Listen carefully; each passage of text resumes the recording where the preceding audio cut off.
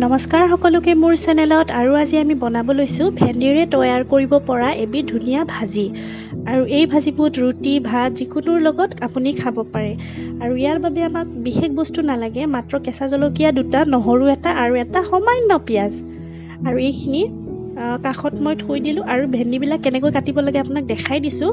ভেন্দিবোৰ মই আগতে ধুই লৈছোঁ, লৈ পেলাই ইয়াৰ মই এটা ভেন্দিৰ 4 ভাগকৈ ভাগ কৰিছোঁ আৰু মাজেৰে যদি দীঘল ভেন্দি হয় তেতিয়াহ'লে মই মাজেৰেও ইয়াত ধুনীয়াকৈ কাট কৰিছোঁ।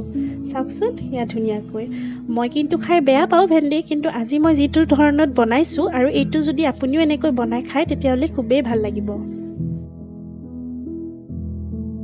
সেউজীয়া সকলো শাক পাচলিয়ে আমাৰ স্বাস্থ্যৰ বাবে উপকাৰী, সেইকাৰণে এইবোৰ আমি মাজে সময়ে খাই থাকিব লাগে। আৰু মই ভেন্দিখিনি ধুনীয়াকৈ কাট কৰি লৈছোঁ আৰু পিঁয়াজখিনিও দিছোঁ আৰু মিক্সিত মই দিছোঁ সেই আগতেই জুখি লোৱা নহৰু এটা, পিঁয়াজ আধা চামুচ আৰু জলকীয়া। আৰু ইয়াৰ পেষ্টখিনিত মই হালধি, ধনিয়াৰ গুড়ি, জিৰাৰ গুড়ি অকণমান আৰু কাশ্মীৰী এইখিনি মই সম্পূৰ্ণৰূপে মিহলাই ল'ম।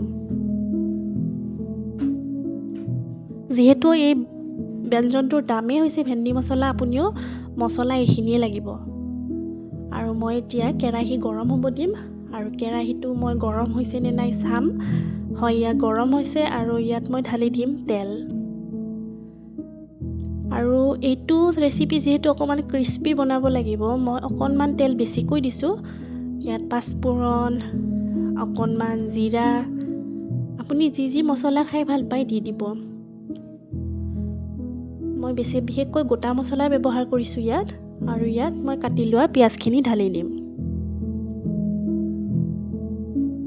পিঁয়াজ ৰংচুৱা হোৱাত ইয়াত ঢালি দিলোঁ ভেন্দিখিনি আৰু ইয়াক ধুনীয়াকৈ ভাজি থাকিব লাগিব। অকণমান ভেন্দিটো যিহেতু বিজল, সেইকাৰণে আপুনি মন কৰিব যেতিয়াই ভেন্দিটো ভাজে তেতিয়াই ইয়াত নিমখ দিবলৈ একেবাৰেই নাপাহৰিব। ইয়াত নিমখখিনি ঢালি দিয়াৰ পাছত সামান্য জুইটো কম কৰি ইয়াক ভাজি থাকি মই ঢাকোনখন লগাই দিছোঁ। মন কৰিব যাতে জুইটো কমেই থাকে আৰু অকণমান পিছত আমি ঢাকোন গুচাই চাম। এয়া অকণ সিজিব লৈছে আৰু মন কৰিব লাগি যাতে নধৰে। আৰু যে আমি ৰেডি কৰি থৈছিলোঁ এয়া মছলাখিনি, ইয়াত অস্বাস্থ্যকৰ মছলা একোৱেই নাই বাৰু। পিঁয়াজ, নহৰু, জলকীয়াৰ পেষ্ট আৰু ইয়াত জিৰা গুড়ি আৰু ধনিয়া গুড়ি আছে। আৰু আপুনি যদি কেঁচা জলকীয়া খাই ভাল পায় তেতিয়াহ'লে অকণমান জ্বলা বেছিকৈ দিব। মই ঢাকোন খুলি আছোঁ, ভাজি আছোঁ, এনেকৈ চেক কৰি চাই আছোঁ। আপোনালোকে সময়সীমাটো গমেই পাব নিশ্চয়। এয়া আমাৰ ৰেডি হ'বৰে হ'ল।